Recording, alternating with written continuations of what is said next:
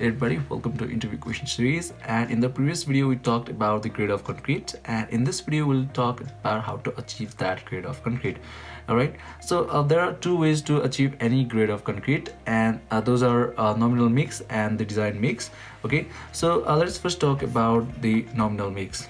All right, so nominal mix is a mix or the proportion of the constituents of the concrete, and that is specified by the code itself. All right, so suppose that if you have to achieve M20 grade of concrete, so the code says that you have to mix your constituents in the ratio of 1:1.5:3, right? So this is the cement, this is the sand, and this is the aggregate, that is the coarse aggregate. Alright, so you have to add 1 parts by the cement to 1.5 parts by the sand and 3 parts by the aggregate. Alright, so this is the parts by volume. Alright, so it means that if you take 1 kg of cement, then you have to use cement, and you have to use 1.5 kg of sand and 3 kg of aggregate. Alright, so if you use the proportion, or if you use the constituents in this proportion, you will get M20 grade of concrete. Okay, alright, so similarly we got different grades of concrete like M10, then we got M15, we got M20 that is there, and M25 and the others. So if you talk about cement, sand and the aggregate, so in M10 we got 1:3:6, 1:2:4, 1:1.5:3, and 1:1:2.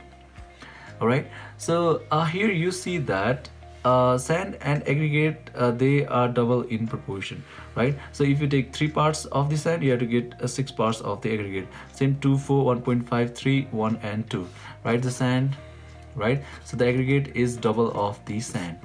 All right, so here, but in the ratio of the cement and the sand, so as the grade of concrete goes on increasing, the quantity of sand goes on decreasing, right? So for M15, so it's 1 kg of cement, so 2 kg of sand, right?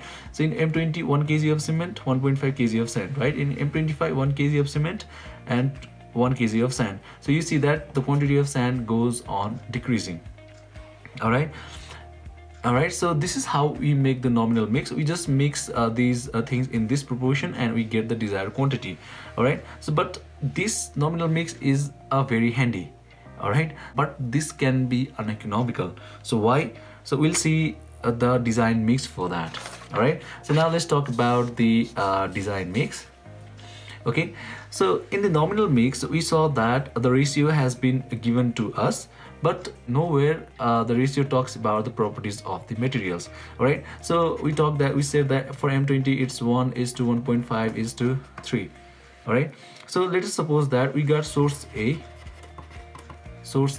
from which we got our cement, sand and the aggregate, and we made a mix and we get certain grade of concrete. All right, and we got source B from where we got same things and we made a mix and we get another grade of concrete.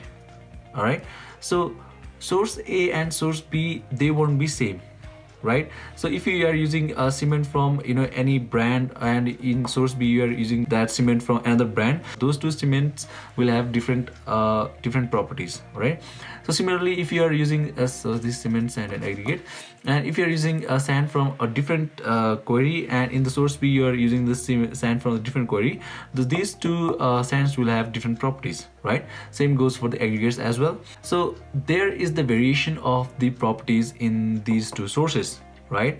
So due to this reason, the grade of concrete or the strength of concrete will be different. Okay, so we'll have certain strength here and we'll have another strength here. Okay, so this makes our nominal mix as the uneconomical mix. All right, because it doesn't depend upon the properties of the materials that you are using. Suppose that the source from where you are using materials are of good quality, so in that case, for getting the M20 grade of concrete, you might need a lower ratio. All right, so you might need 1:2, maybe 2:4, Okay, so let's just suppose it. You need this ratio, but if you're using this ratio, which increases the quantity of cement, so this makes this mix as uneconomical. All right, so to overcome this, we have got a design mix, and this mix entirely depends upon the properties of the constituent materials. Properties such as a characteristic strength of that concrete,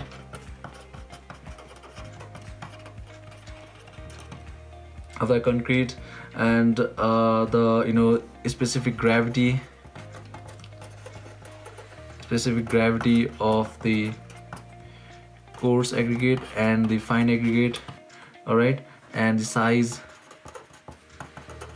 of the coarse aggregate in the maximum and the minimum size of the coarse aggregate, and also the type of cement, the kind of cement that we are using, the grade of that cement that you're using.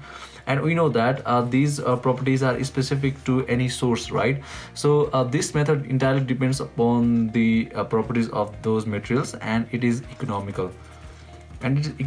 As well as it is the method that should be followed at the site, right, to get the accurate strength of the concrete. So here we say that M20, and we say that constituents should be mixed in this proportion, but sometimes we might not get this strength using this proportion, right? So if these materials are of the inferior quality, we won't get this strength. All right, but here in this case we'll always get this characteristic strength using a certain ratio. All right, so using these properties, right, so this method will give so using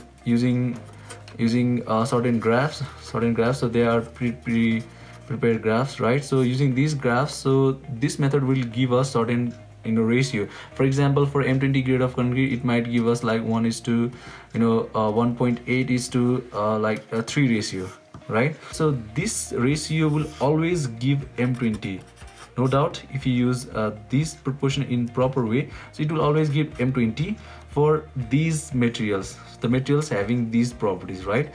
But nominal mix is not necessary that it will give this strength using this proportion. Okay. Alright, so this much for this video. Hope this video was helpful. Thank you for watching and take care.